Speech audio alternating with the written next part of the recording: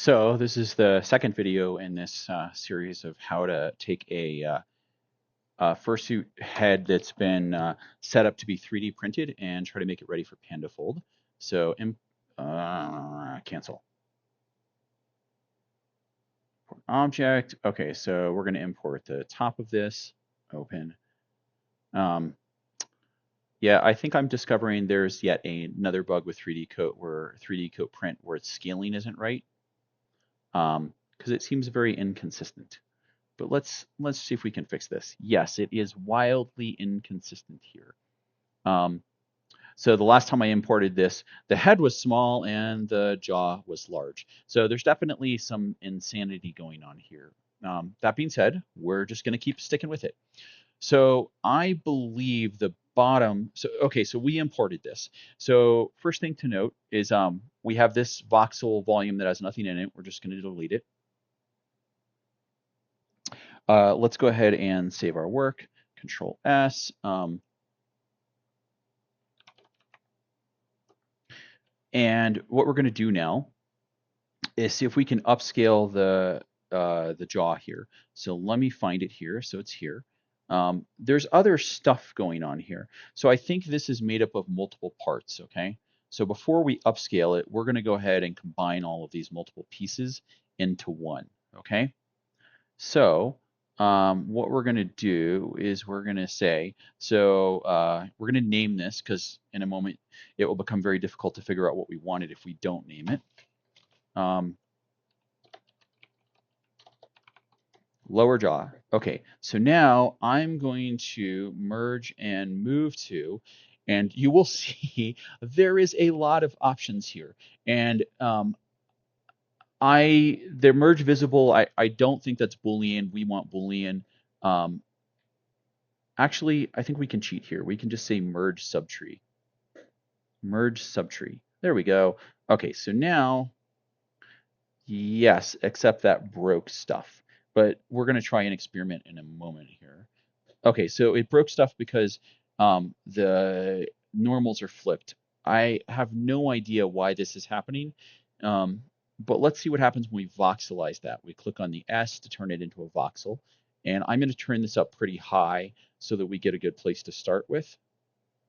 And that did not do anything I thought it was going to do. It did not fix that.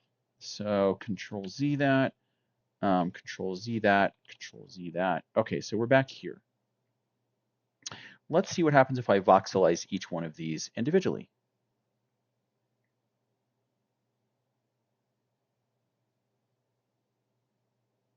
All right, so that looks all good. Now let's see what happens when we merge this. So we've converted it from wireframe to voxel, and I don't know that this matters, but I'm going to go ahead and convert the top of this to a voxel as well, and merge subtree. Okay, so this was too little resolution on our voxel merge. So now convert that back here, and what I'm going to do, see these are 5x, and the problem is we tried to merge these 5x into a 1x. So effectively we said take something that's very high resolution and let's put it into something low resolution. 8 is probably not what I want. So I think I can also say from here resample. No, I didn't want resample. Decrease object 2x. Yeah, let's see what happens when we merge at 4x. All right, so that looks good. So what I'm looking for is there are no obvious problems. We're going to save that. Okay, so now we're going to do the same thing to the top of this here. We're going to go ahead and voxelize that. And this is going to take a bit because it's got to do a lot of math to turn these things into voxels. And now we wait. I may have asked for too many triangles. There we go. Okay, let's make sure that looks roughly right.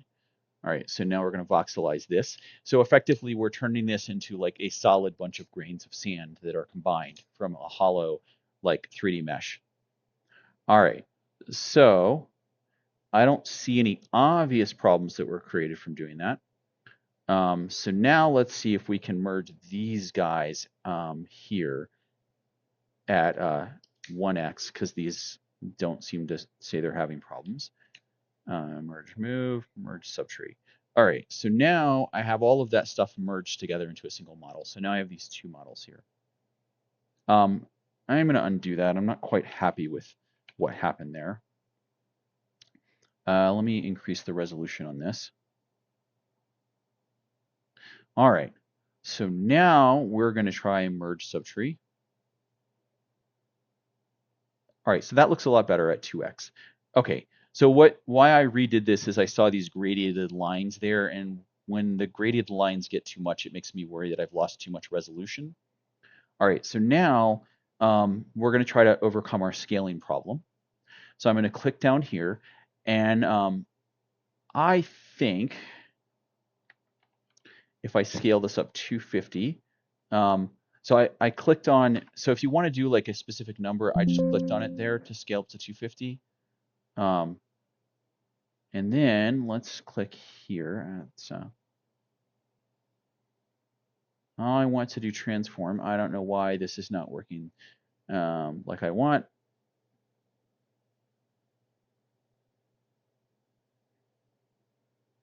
All right, let's do move. I gotcha. I don't care. I just want to, did you combine you two? Oh, I see. Okay. So it was showing the transform tool somewhere else. So you can adjust the location of the transform tool in this box here. So I'm going to say to the center of the mass for that. So that's going to place the transform tool right there. Okay, so now this sizing looks roughly correct. Let's drag these guys up here and see if I can get this aligned.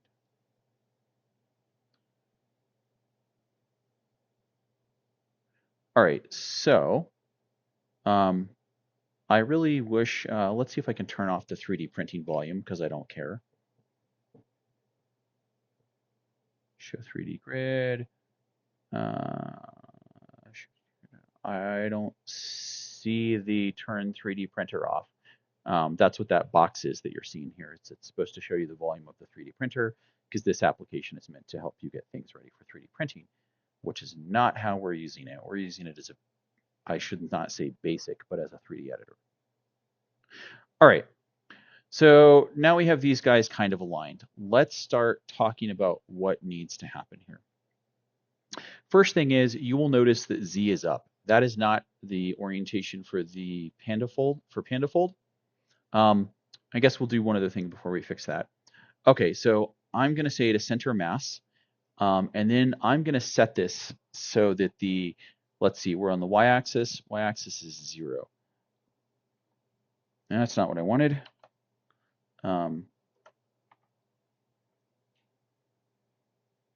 Yeah, I think that's what I wanted. Okay, and what happens if I set u to 0? Okay, that's what I'll do. So that's I've set this now so it's perfectly aligned, the center of the mass, so side to side. I'm trying to line these guys up perfectly. So by setting the position explicitly, I'm lining them up perfectly. Now I'm going to go to the top here and I'm going to do the same thing.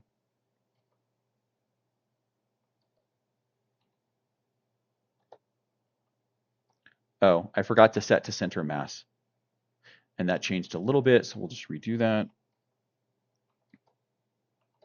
All right, so now these pieces are aligned with their center masses at the same point.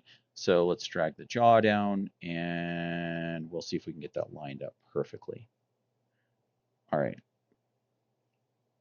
Okay, so I think scale-wise, the jaw is off a little bit because I think these hinges should align with each other. So what we're going to do now is we're going to scale this up. So the gizmo tool here, the arrows move, the little cross-sectional arcs rotate, and these boxes scale in each direction. This is the scale uniformly, I guess.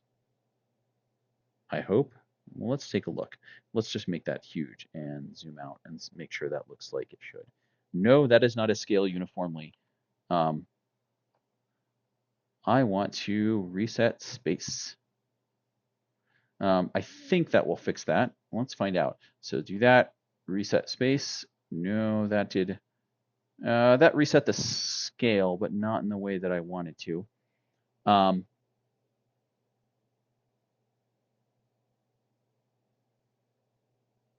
Anyways, I'll just scale it down manually by hand until we get to the point where it looks right. Maybe this is the scale uniform. Yeah, that's scale uniform. Okay. I don't know what that other that that scale option in the corner is there. I'm sure somebody asked for it at some point in time.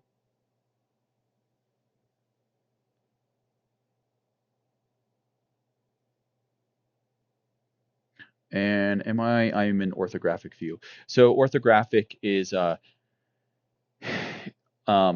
yeah, go read about orthographic versus perspective views, because it's critical to 3D modeling.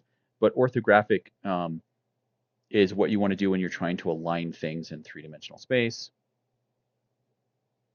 Let's see if our holes are lined up.